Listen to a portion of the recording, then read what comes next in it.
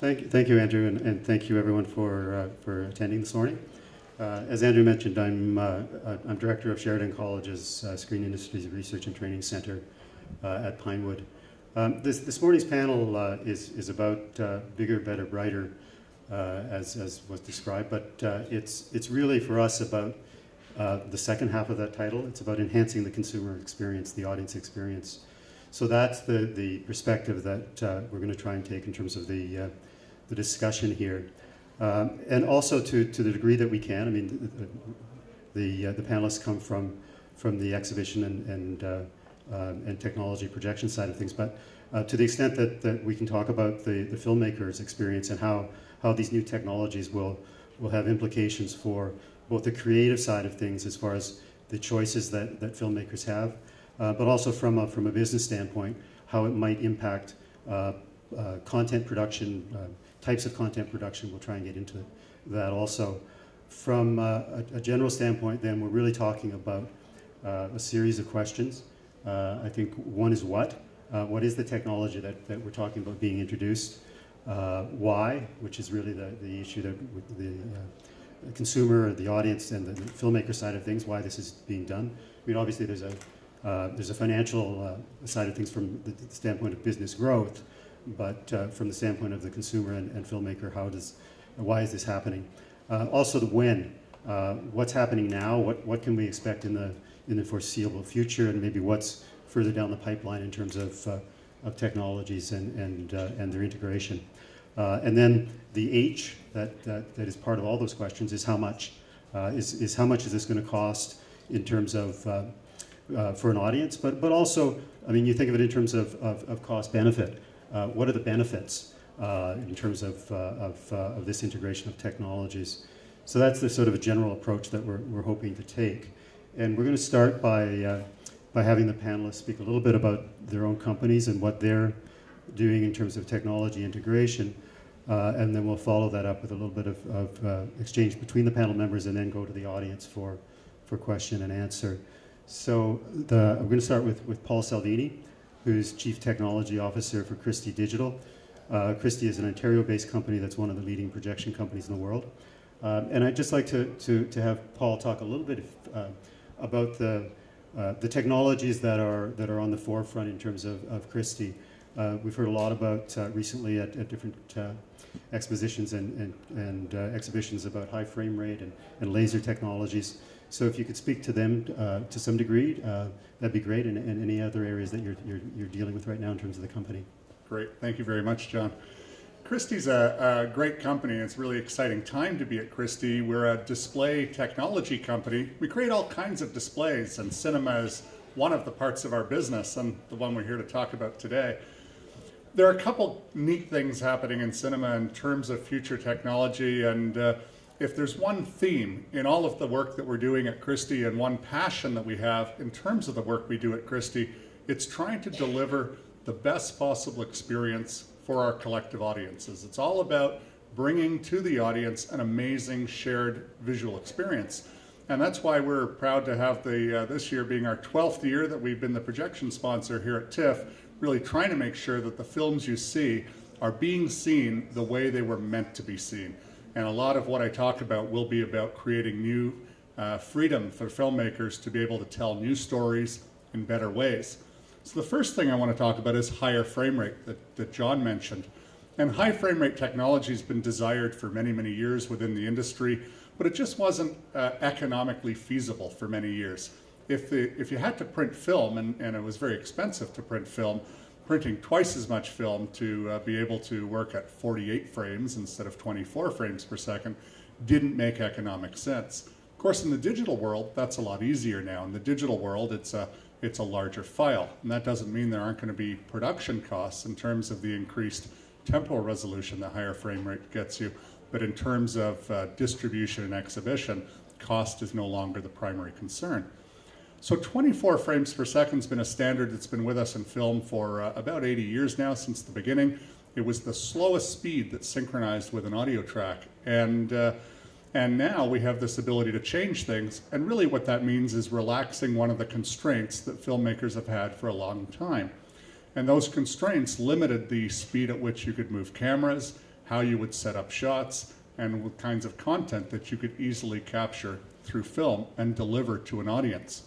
So when you think of higher frame rates, and the first high frame rate film will be premiering in New Zealand on November 28th, and that's Peter Jackson's The Hobbit, and will be coming to theaters in North America in December 14th, in a limited capacity in terms of high frame rate.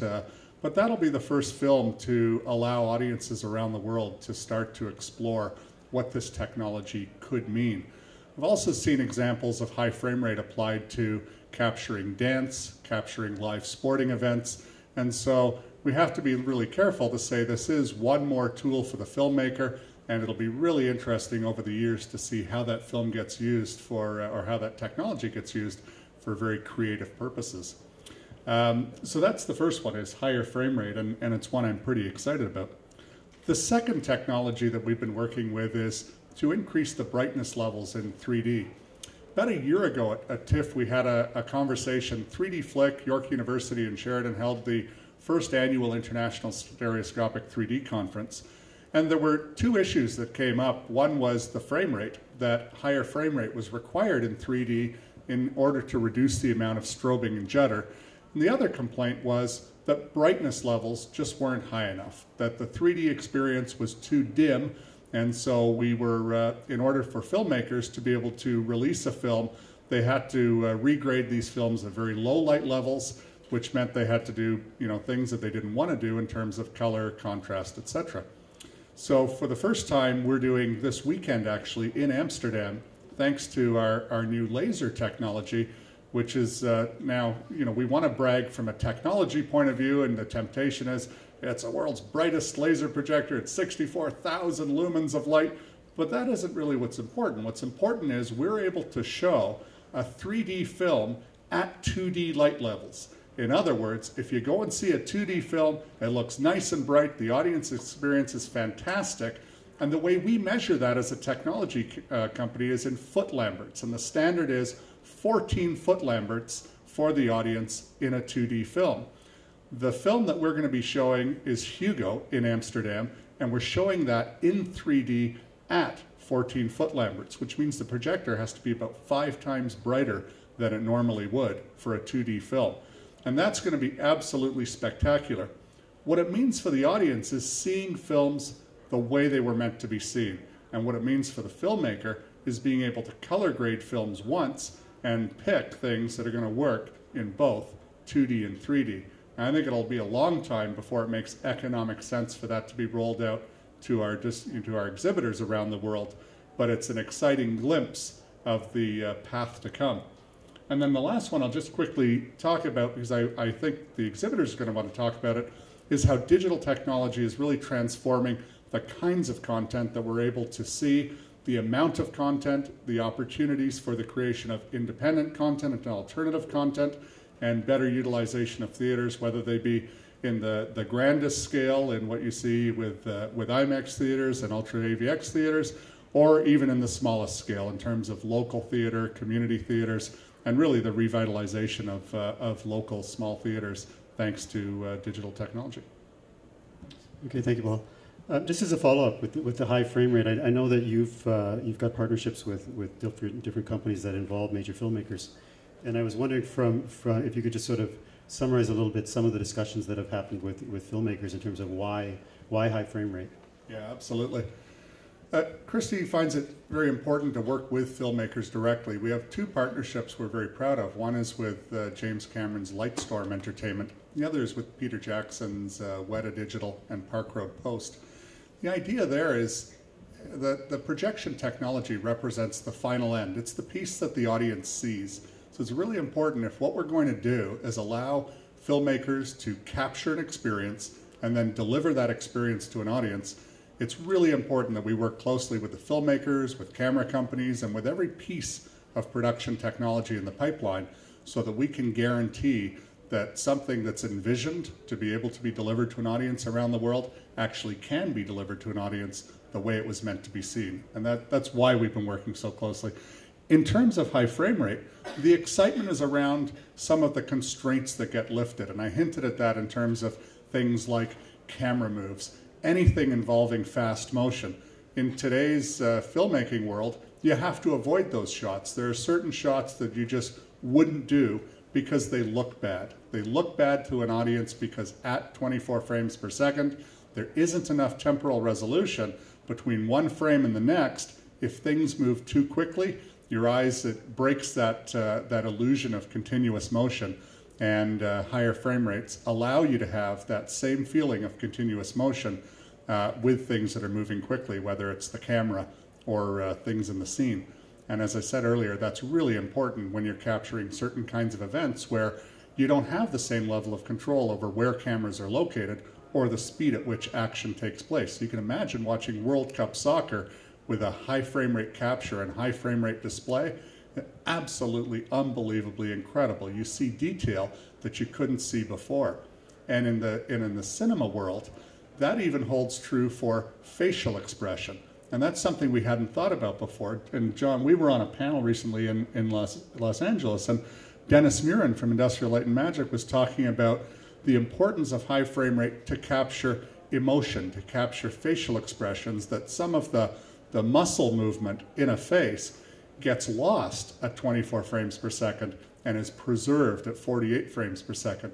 And so while here we were thinking we would hear from Dennis Murin all about visual effects and how high frame rate was going to be amazing for blowing things up and seeing really exciting things, what he wanted to talk about was capturing the subtlety of performance through high frame rate.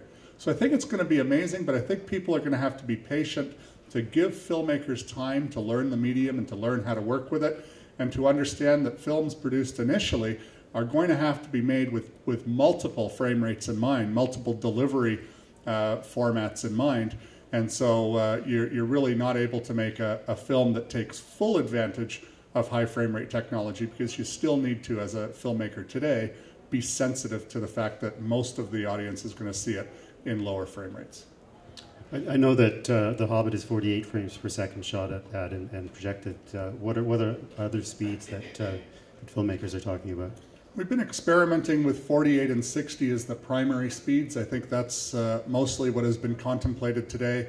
Down at in Las Vegas, or in Los Angeles, sorry, we showed some work by Doug Trumbull at 120 frames per second, and that was pretty stunning as well. And in fact, he started to blend characters moving at 120 frames per second with characters at 30 and 24 frames per second, and that was pretty neat to see. He had two characters fighting, and they were working at different frame rates within the same frame.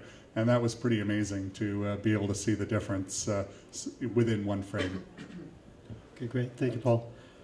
So we're going to move on to Mark Welton. And Mark is president of IMAX Theaters. I know that, Mark, that you deal with both projection, well, actually projection and capture technologies, but also are responsible for worldwide operations of IMAX Theaters. So it'd be interesting, I think, for you to give some context to the work that you're doing and talk about that integration of projection technologies, capture technologies, and the actual exhibition of the films.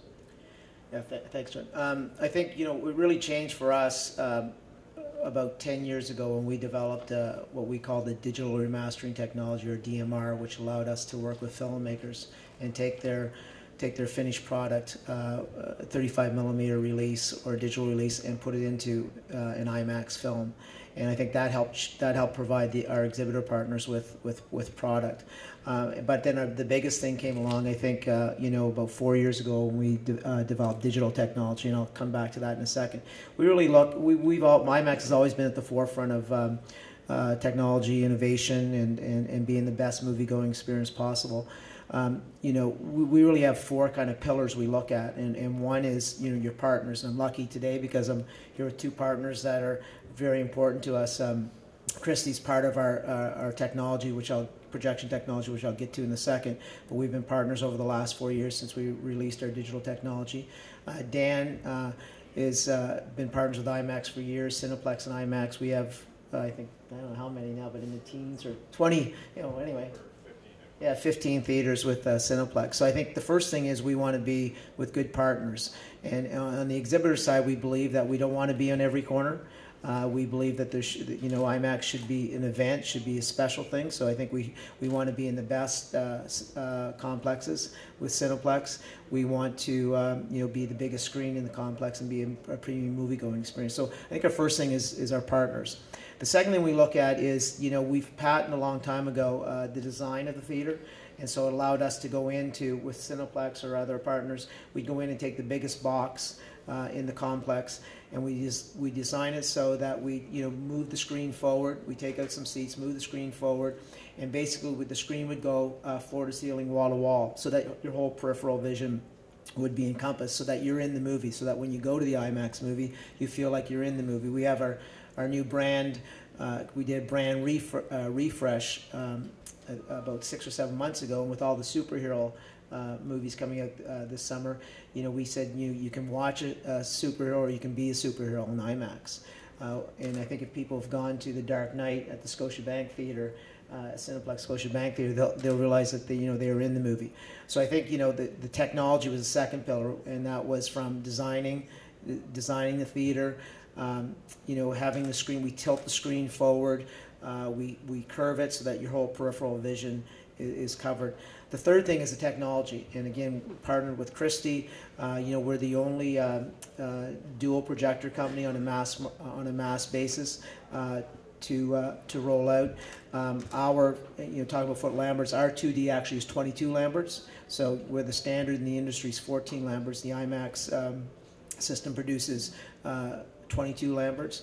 And then we're higher on the 3D side, but we do agree with Paul about I think 3D has to get better, and we're also working on a laser project. We work on the technology side with Christie. We have an image enhancer that kind of brings the movie in clear, gives it more contrast, more resolution. We have our own patented sound system that allows you to hear a pin drop or or the noise of a racing car go by, and we're positioned all through the auditorium. So from the technology side, that's our third pillar, and the fourth pillar, I think, which is probably the most important, is relationship with the filmmakers. We're actually the only company today that the filmmakers give us the finished product, as I said. So whether it's James Cameron or Steven Spielberg, we get the finished copy of the movie approximately sometimes 1 month, 2 months, sometimes 3 weeks before the movie's done. We take that, and again, we use our digital remastering technology, and we sharpen the contrast, we make the colors better, the resolution better, and we portray it back on through our projection system back onto the IMAX screen. So that's kind of like the 4 pillars, John, of our success. And just quickly on the 2 things on high frame rate, we're also releasing high frame rate in a limited number of theaters. I think Dan can talk to you a little bit. I think there's been a mixed reaction so far on high frame rate, so we'll go out on a limited number of theaters for The Hobbit. And then finally, we're also working on our laser technology. We have approximately 120 theaters, so our network's kind of divided between about 600 digital theaters, which we started releasing about. So it took us 25 years to open 100 theaters, film-based theaters. It took us 3.5 years to open 500 digital theaters. So we've got about 120 film-based theaters left. One of them, of course, being the Cineplex Scotiabank Theater, which is just an amazing place to see a movie. And what we're developing, our laser technology, is to address the 3D brightness, but also to address those screens that are in excess of 80 feet, so that we can give them the same experience that's today on the film-based projectors. Okay, thank you, Mark. Talking about those larger screens and the adjective "bigger" in the title, is there anything implicit in the technology developments that suggests that there will be a movement towards bigger screens? Therefore, the smaller IMAX screens will be weaned out. I mean, what's the implications in terms of the types of content that will be shown on those screens? Yeah, Dan could probably speak to a little bit about this. I think there'll be. I think that we are going bigger for sure. We're going a little bit bigger, but again, it comes down to, it comes down to the building. It comes down to you know, the market you're in, the city and stuff. Just, you know, I think there will always be certain reference theaters, whether it's the Scotiabank Theatre in Toronto or the Lincoln Square IMAX Theatre in New York. I don't know today if you'll see, again, just because of the real estate and the difficulty of seeing, you know, a bunch of theaters at 120 feet. You know, we're gonna build our laser technology for that, John. But you know, again, I think it'll come back to, and maybe Dan can answer that from the exhibitor side. But I think it's a lot more difficult to you know, build you know, a bunch of those theaters, especially in one complex. Right. And what about implications for types of content? I mean, I know we were involved with a local company, SK Films, that Toronto-based, that did Flight of the Butterflies 3D, which is an IMAX film. Yes. And I'm just wondering, in terms of independent producers and non-studio pictures, whether that's something that is will be enhanced by the technology, or just what the implications are for technology developments in that sort of film. Yeah, two things. I mean, we'll continue to work with the independent filmmakers, what we call the large format filmmakers, whether it's the Everest of the world or you know, our space movies have been very successful. You know, we'll continue to work with them. You know, we co-produce or joint produce probably 2 a year, 1 to 2 a year. I think, as Dan will tell you, it's a difficult sell. I mean, you can get schools in and stuff, but the ticket prices are small, and you know, they're great movies, but you know, it's a little more difficult to make money on those movies. But I think they're an important part of our IMAX brand, and I think we'll continue with that for our museums and institutional-based theaters. And I think the laser technology should help it, because again, a lot of these independent movies are 3D movies.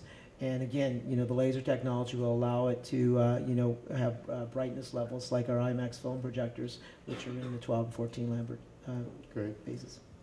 Also, in terms of capture, I know there's been increasing use of IMAX cameras for some of the footage within films. Can you talk a little bit about that? Yeah, we've been very lucky. As I said, we've had great relationships with the filmmakers, and over the last 2 or 3 years, our film-based cameras are big cameras, and they're heavy cameras, and they're really hard to use for Hollywood movies, especially fast-moving movies.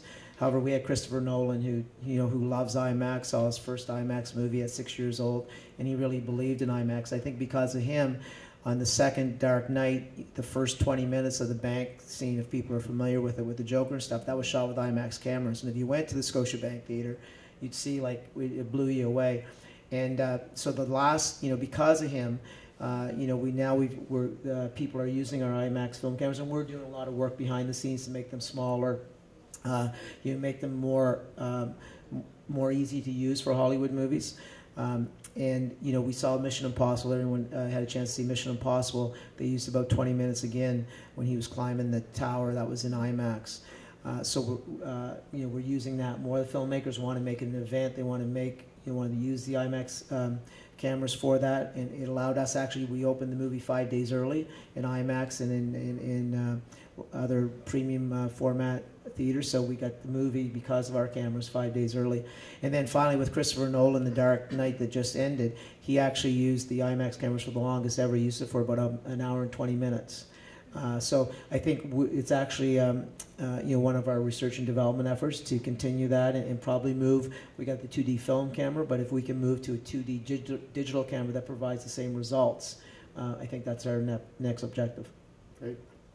Okay, we're going to move on to Dan McGrath, who's Chief Operating Officer of Cineplex Entertainment. And as a start, I'd be interested. Cineplex obviously has theaters across Canada in different markets, and of interest to me would be the implications of new technologies for different types of situations in small towns, large towns. What are the ultimate implications for audiences within the different varieties of locations? Sure. Thanks, John. And thanks, Mark, for all those plugs about the Scotiabank Theatre. You know, at Cineplex, we're constantly looking for ways to improve the movie-going experience. People have a lot of choices in today's world as to how to spend their entertainment time and dollars. So we are constantly looking for ways to improve that experience, and that might be through customer service improvements. It's through amenities. It's, you know, VIP theaters and IMAX theaters and Ultra AVX theaters. But digital has also had a huge impact on improving that overall experience, and really in 3 ways.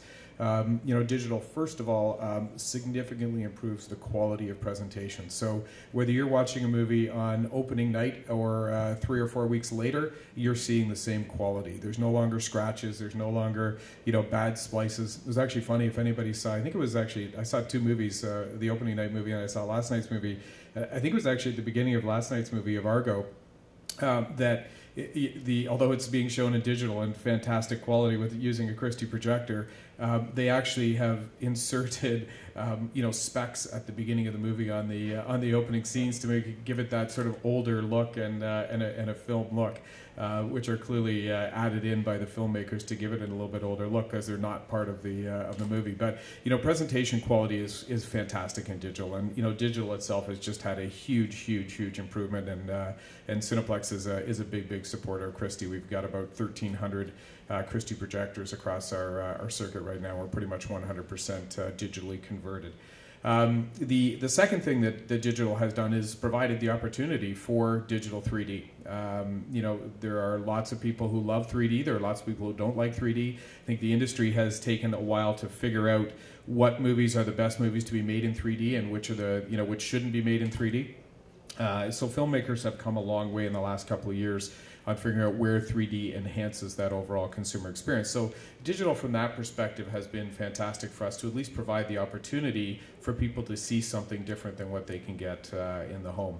Not just in terms of quality and the big 60-foot screen and great sound, but also that digital 3D. So that's been fantastic. And the third thing, sort of getting to what you're talking about, John, is the flexibility in programming. Most of our programming has been limited over the past 30 or 40 years because of the physical limitations of 35mm film. It's tough to get certain product on screen. If how do you get it on? Even take some of the alternative programming and put it into 35mm, live programming, Metropolitan Opera, that kind of stuff. Not to mention flexibility around the number of films that we can play. We've been limited by the number of films that you can get on a platter. Which is limited to 2. And so generally, if you've got a 10-screen theater, you're not running more than 10 or 12 movies at any given time. Digital now allows that flexibility to get a lot more programming, a lot more expanded programming, whether it be in Hollywood films, alternative programming, and more culturally diverse films. We're starting to run a lot more Bollywood and Asian product that we just couldn't get our hands on before. And given the cultural diversity in this country, there's huge opportunity to expand that programming and to get even more of the types of films that people want to see based on their ethnic background. So that's a huge opportunity for us. Taking things like the Metropolitan Opera and other alternative programming and national theater presentations, we now have the opportunity for people in northern communities in British Columbia to be able to see the Metropolitan Opera live on a Saturday afternoon. And to be able to come and see it in their theater, and they never would have had that opportunity before. So it's opened up a whole level of programming beyond movies to communities across Canada, which we're very, very excited about. And I think we've really only touched the surface and really scratched the surface on the opportunity to expand programming. And Paul talked a little bit about this as well. There's, the success of the Metropolitan Opera alone, I don't want to keep talking about the Met, but it's incredible. We run the Met now in 100 theaters, 100 of our 130 locations across Canada run the Met, and we do that because there's an audience who wants to go and see it, and people dress up. They dress up. Grandmothers bring their kids to the opera just like they were going to a live event. And being able to take theaters and take that excess capacity that we talked about to be able to expand programming is it's a great opportunity for us, but certainly a great opportunity for the guest. Can you talk a little bit about sound improvements? We don't have that representation on the panel right now, so if you could talk about it in terms of Cineplex theaters. Yeah, absolutely. Everything about going to the movie is about the picture quality and sound. So everything we can do, we can have the best theater and the best seats and the best product on screen, but people are there to see great quality picture and great quality sound. So we had the huge advancement to go from analog to digital sound a number of years ago, which is really the first major change that happened in the past 15 years or so in the industry. And then we've moved from Dolby 5.1 to Dolby 7.1, and now the latest thing that's come out from Dolby is a sound system that we're using and testing called Atmos.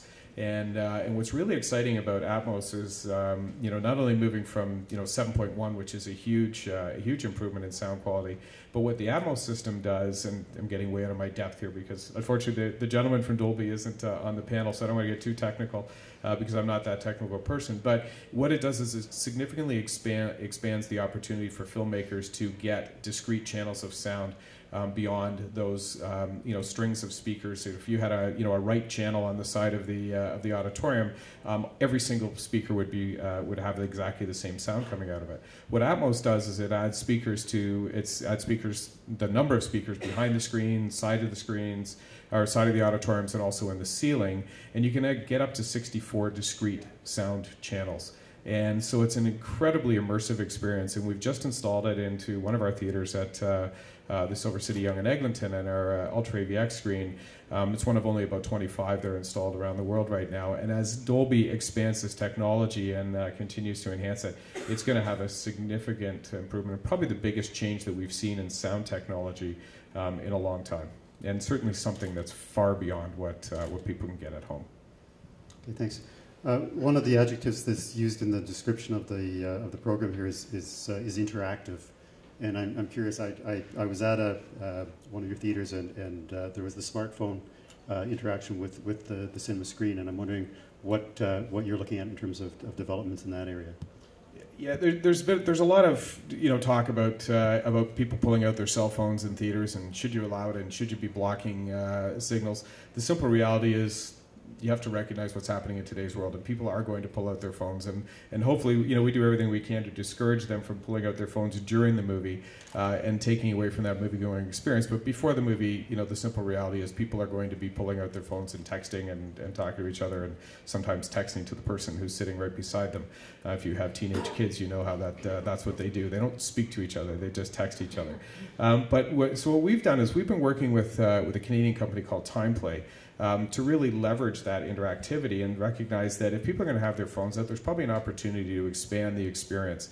And we certainly don't want it happening during the movie and taking away anything from what the filmmaker has wants and has tried to drive for in making their movie. But there's a huge opportunity with interactive technologies, and TimePlay happens to be one that we're using.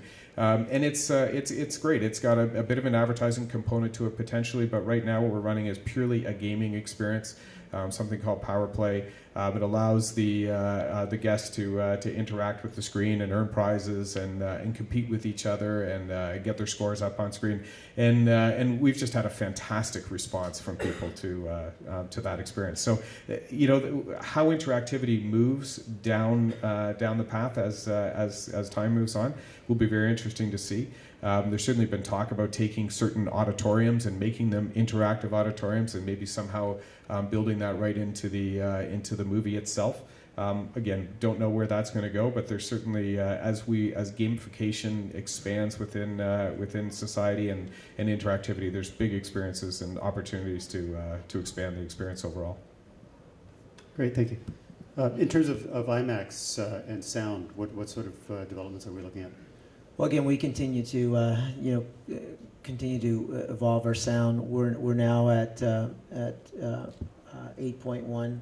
Our sound, we've done some stuff that we have discrete sound systems, but again, we believe we have to continue to evolve. For the big giant screen theaters, we have film-based theaters. We think we need a better solution for that as far as when we come digital. So we're now developing a digital 9.1 surround sound system. I think the laser and sound technology that we've just entered into our biggest R&D project at IMAX ever. We're going to be spending we spent about $35 million so far. We acquired the Kodak technology, laser technology, and its patent. So this will be the laser with the sound will be our biggest R&D investment ever at IMAX. Great, thank you. One of the topics that hasn't been brought up in terms of technologies is the increasing resolution of digital cinema cameras. So there are cameras now that are 4K in terms of resolution. What does that mean in terms of the projection technologies and for the theaters? I'll take that one. Christie's been working with 4K projection technology for quite a while, but of course you can provide the technology, but you need the content to go with that. I think we've seen a few things happen. One is we've seen content providers, content developers, filmmakers starting to explore working in 4K as a medium, and some of the pipelines in terms of visual effects and post-production working in 4K as well, which is challenging because of the cost of production. So sometimes you'll get 4K film with 2K effects that are upraised and moved into them. I think so 4K is definitely growing in terms of the increased resolution and what it might mean, especially with larger screens. I think the other interesting piece of 4K is when you start to take film-based products, the back catalog, if you will, and scan them at higher resolutions to be able to see them again with all of the inherent film and grain structure preserved, so you can really enjoy those films the way they were meant to be seen. And so there are sort of two places where 4K is evolving and growing. And certainly we're there on the projection side to be able to deliver that experience to our audiences, but it'll take some time on the content side. John, just from our side, sorry, Dan. You know what the filmmakers really enjoy with RTD film cameras is, you know, it's the different aspect ratio. So a lot of movies today, or the majority of movies, they're basically shown in 2.35 aspect ratio. So it's like a letterbox, and the movie's shot like this. And what happens with IMAX, using the IMAX cameras, and you saw again with Mission Impossible or with The Dark Knight, is that whether it was an hour and 20 minutes or 20 minutes, it was shot in with the 2D cameras, was shot in 1.43 aspect ratio. So meaning you see it goes from, as I said, floor to ceiling, wall to wall, and that's really been the demand we've seen we've got so much demand now to shoot with our cameras, we don't have enough cameras. And again, the biggest thing for the filmmakers today, and that'll probably change, but it's more from our side, it was more the aspect ratio. You're getting way more information on a 1.43 compared to a 2.35 aspect ratio. And maybe I'll just add one other advantage of capturing at higher resolutions than you're displaying is it does give you some opportunity just to do some cropping and reformatting of the scene.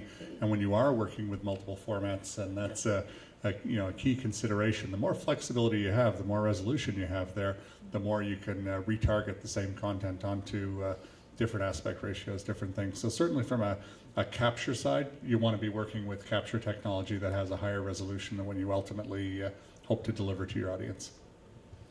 That's right, no problem. There's some big cost implications around 4K as well, which is I think why we've seen some of the studios not move to 4K. I mean, obviously there's the production cost and additional costs around 4K, but then there's costs of getting the film to the theater. A lot of our films are now being sent via satellite, and when you go from 2K to 4K, you're essentially doubling the size of the packet that needs to be sent, which means you're doubling the amount of satellite time that needs to be used up. So there's significant cost implications of getting a 4K picture to a theater, and then once it gets to the theater, because again the file size is so much larger, we don't always have the storage capacity.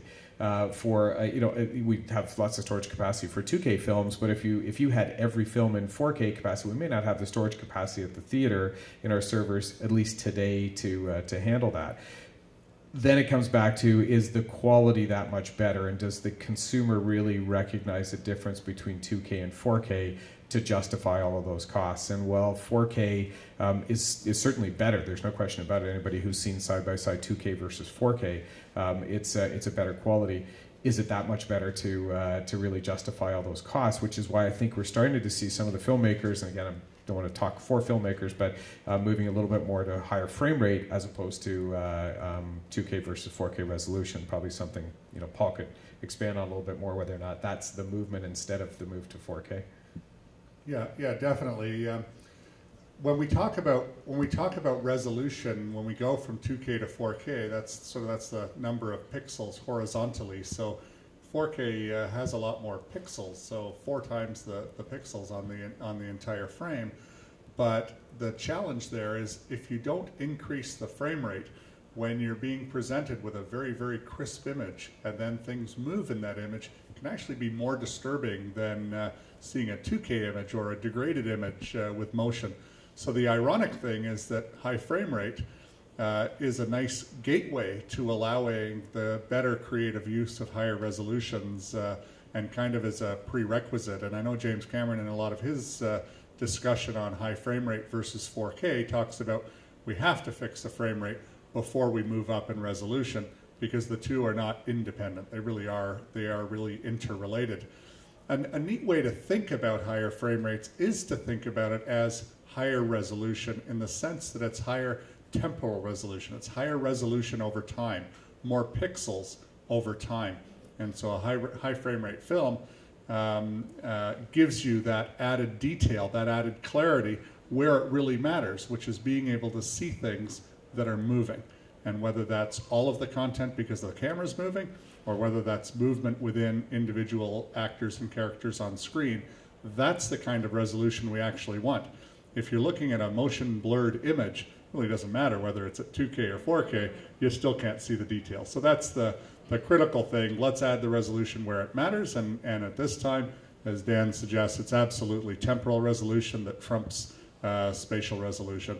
But over time, as we're able to deliver those to audiences without, as technology allows us to deliver those in more affordable ways, and the economics starts to make sense, you'll have a premium experience, high frame rate at higher resolutions. How many people have seen high frame rate footage? Some, fair number. Okay. Yeah, I mean, as Paul and Dan have mentioned, there is a temporal resolution that's very noticeable in terms of that. We've been doing testing at CERT, and James Cameron's company, Lightstorm, has a reel that they've done which actually shows 24 frames per second footage, and then 48 and 60 frames per second footage, the same shot done. So you can see the difference between them, and it's quite radical. As a little bit of a plug here, Christos in the audience is from 3D Flick, and there is going to be a workshop in late October which will actually allow people to see some of this stuff.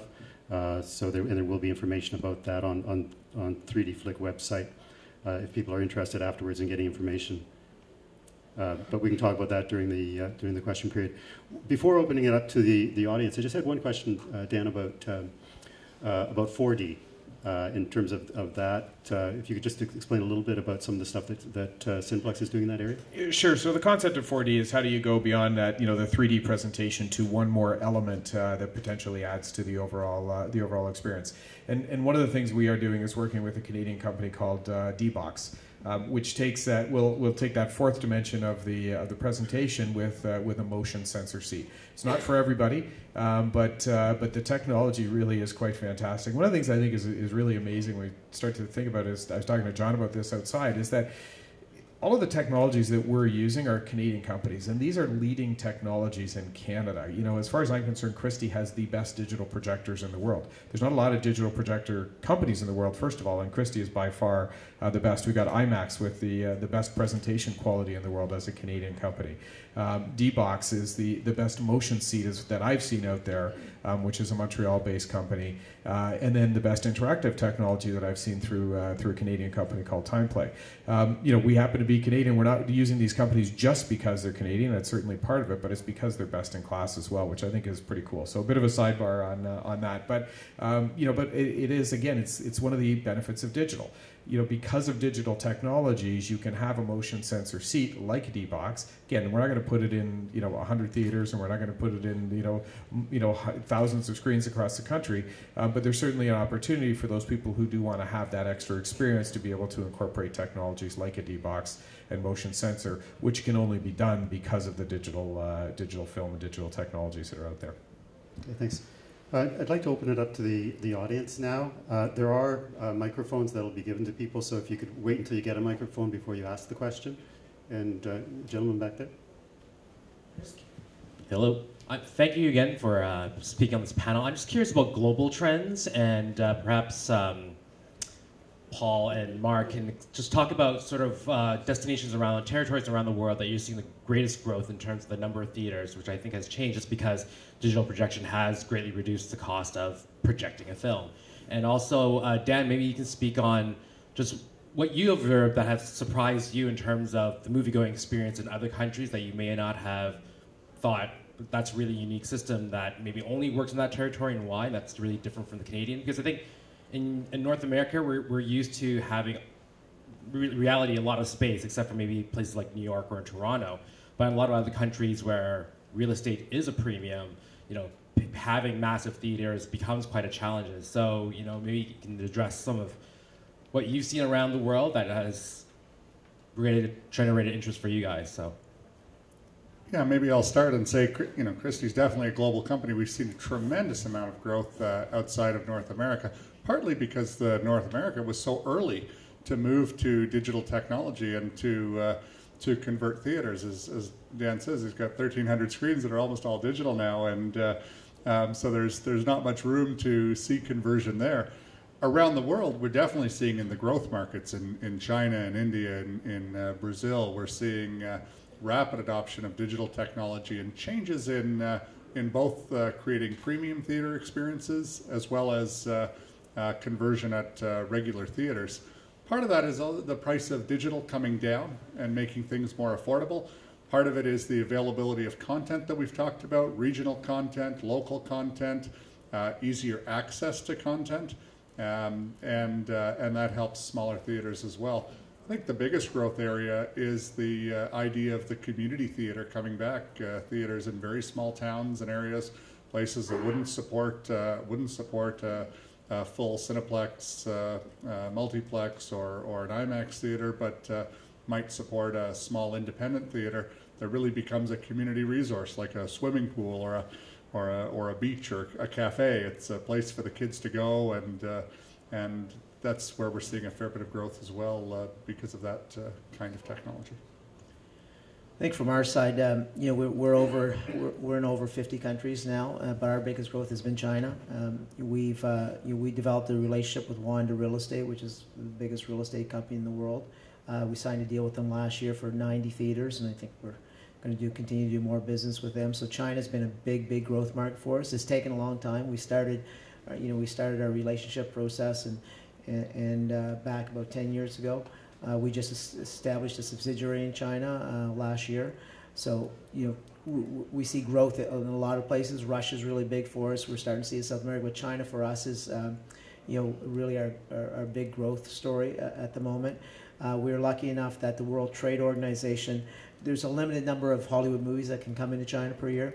And the World Trade Organization passed a bill, I think 5-6 months ago, where they expanded it to another 14 movies, but the movies had to either be in IMAX or 3D only. So it really, you know, really set this, really helped establish our IMAX business in China. So, you know, I think we've got open or signed about 150 to 190 IMAX theaters in China, and the neat thing is was a government. About 3 or 4 years ago, there's a government initiative. They were at about 3,000 screens in China. That's all, and they said, you know, we want to get to approximately 20,000 screens in 5 years. I think they're at 12,000 already. So I mean, they build it fast, and you know, it's amazing how fast they can build theaters. Just to answer the last part of that question, in terms of other worldwide trends, you know, I think one thing that's safe to say, I've been to a lot of theaters around the world. Mark's been to probably even more than I have in more countries, and I think we're very lucky in Canada because I can honestly say that we have among the best, if not the best, theaters in the world. The one worldwide trend that I would see happening a lot of that we're certainly capitalizing on is the advent of VIP cinemas. So not so much a technology change, but a change in the type of amenity. And Cineplex today has 5 VIP cinemas, which are adult-only theaters, and, you know, smaller, more intimate experience, with many more to come. So that's probably the only real worldwide trend that we're seeing out there that changes the experience in any way. Other questions? Yes. Yeah.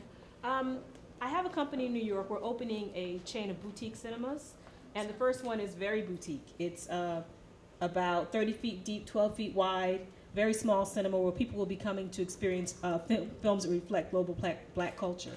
And while we're not able to offer a huge screen, I'm wondering what technology should we be looking at so we can maximize the experience for our patrons. Yeah.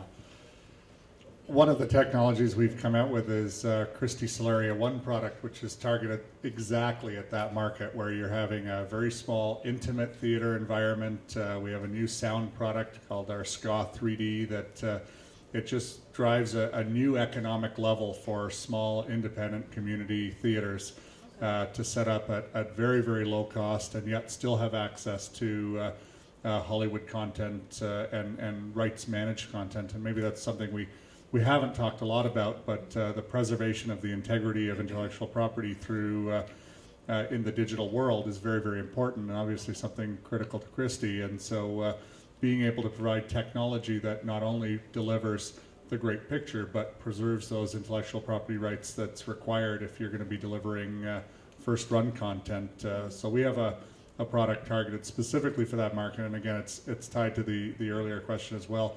We see tremendous growth in that market where people want to have something that's somewhere between their living room and what you get at a major multiplex. And because of the flexibility of the programming and alternative content available, it just makes a lot more sense with every passing day. Thank you. Low cost around?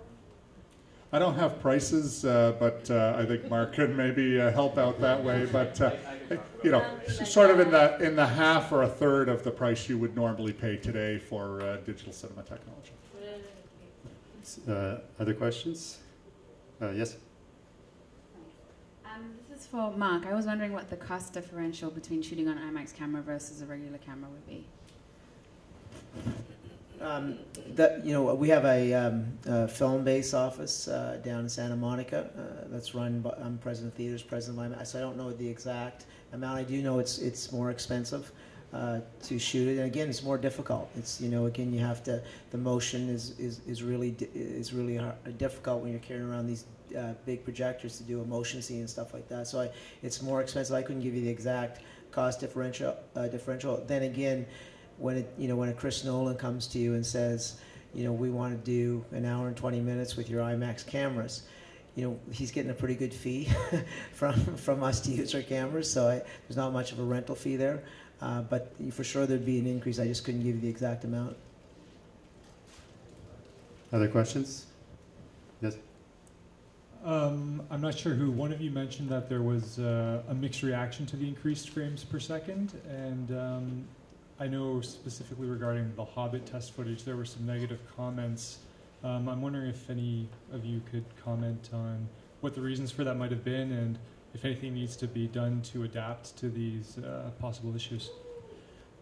Maybe I'll let. I mean, I was the one that said it. I mean, I was at a CinemaCon in March, and it was just there was mixed reaction. Some really liked it, some didn't like it, which I think is probably normal for new technology. It's kind of like, as Dan said earlier, some people, like, we've been in the 3D world for years. Some people really like 3D. Some people don't like 3D. So, it's just, coming out of the event in Las Vegas, there seemed to be a mixed reaction about it a bit. Yeah. Maybe I'll comment a bit. I mean, I was obviously at CinemaCon as well with that event, and we were ones that screened the content. So with any new technology that comes out, it's going to be a case of learning how to use it effectively. I think there are a couple issues with the CinemaCon content. One is you're not seeing an entire film. You're seeing a piece of a film, and you're seeing a piece of a film that hasn't been final yet. It's not, so you're seeing it in its early stages. And I think if you're not used to looking at content that's in the middle of production, you might have an expectation, and you might associate some of what you saw with what versus what you might be expected to see. And the other thing that's challenging is we really want to make it about, this is going to be a great film, and The Hobbit's going to be an amazing experience. It just happens to be a film that was filmed at higher frame rates, and we don't want to make it too much about the frame rate. I mean, Peter Jackson's not making The Hobbit to showcase high frame rate. He's making The Hobbit to tell a great story, and he's using high frame rate as a way to help him tell that story. I would say that part of the mixed reaction is probably because you saw a little bit of the film, not the whole film. Part of it's probably because the film hasn't been completely finalized and graded yet, and time will tell there. Third piece is, right now, filmmakers, while they're able to use higher frame rates, they have to make two films effectively, one that'll work at higher frame rates and one that will work at regular frame rates, because the majority of theaters aren't going to be showing this as a high frame rate film, and when it gets delivered to home today, it's not going to be a high frame rate film. And so in terms of taking advantage of high frame rate technology, you're kind of in this middle ground, if you will, Middle Earth, where you really can't take full advantage of it because you have that reality, production reality of having to support multiple formats on the back end. So I think when all is said and done and people have a chance to enjoy the film in its entirety, the way it was meant to be seen, I certainly don't think you'll eliminate all of the controversy of people saying, well, I would have preferred it in its old thing. Just like some people didn't like the move to digital for music and still prefer vinyl, and just like some people didn't like moving to color and didn't like moving to sound because they preferred it in a different format. And I think part of it will be learning what audiences like, what type of programming works best. It'll be interesting to see the ultimate audience reaction. But my personal view, I think it's going to be spectacular. I think you had exactly the same thing even on the move to digital. In the early days of digital, people were like, oh no, it's too crisp, it's too clear, I like film better. And that's the criticism of high frame rate, is it's too crisp and it's too clear. And so while it's a significant improvement for 3D content, because you eliminate much of that strobing effect with high frame rate, on regular 2D content, it is sometimes a little bit too crisp and clear for some people. So that's the criticism, and whether it is actually better or worse at the end of the day is really going to be very much an individual preference. But there's no question from a technological standpoint, it's far better. 3D quality of content will be far better in high frame rate. We have time for one more question. Is there anybody else who has a question? Yes. Hi. I was just curious, Cineplex just undertook the whole digital conversion. Obviously there's costs associated with the laser conversion. So how important is that to you, and what kind of time frame are you guys looking at? And is that a cost you're looking to undertake soon? And what kind of benefits are you going to see from an exhibitor standpoint? Sure. So in terms of laser, the quick answer is it won't happen quickly. Part of it is technological, but we've just made a huge investment in existing DLP technology, and we will be sticking with that for a while. Part of it has to do with the virtual print feed deals, which have been done with studios, and we've just financed that equipment, and there's a complicated financing process which has been put in place with studios, which remains in place for a number of years. That being said, specifically as it relates to IMAX, which Mark talked about as well, we actually have 17 IMAX theaters in total. 15 of them are digital, and 2 of them have not been converted yet. It's our Scotiabank Toronto, as well as our Scotiabank in Montreal on St. Catherine Street. It's because they're the large format GT IMAX systems, and they can't get enough light output out of the existing technology. So as you know, hopefully within a short period of time, that laser technology will be available to fill those screens and give the proper light output. So we'll see digital or laser technology come into place hopefully fairly soon. Not going to hold Mark to any time frame on that.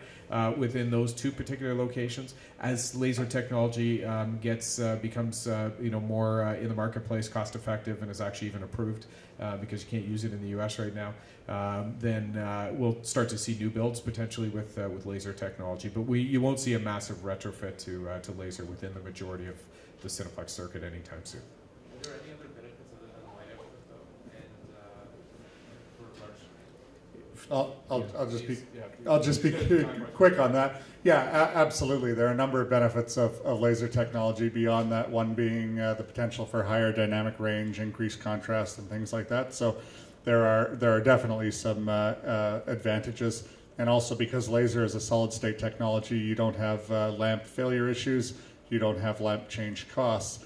In terms of the changeover, I think you'll see premium theaters, those that have to go digital on very large screens, then premium experiences, and then when the total cost of ownership makes economic sense, and laser technology is very new, the prices will come down obviously over time, as with all technology, and it'll just be a matter of time before that becomes a dominant and widespread technology. But I completely agree with Dan.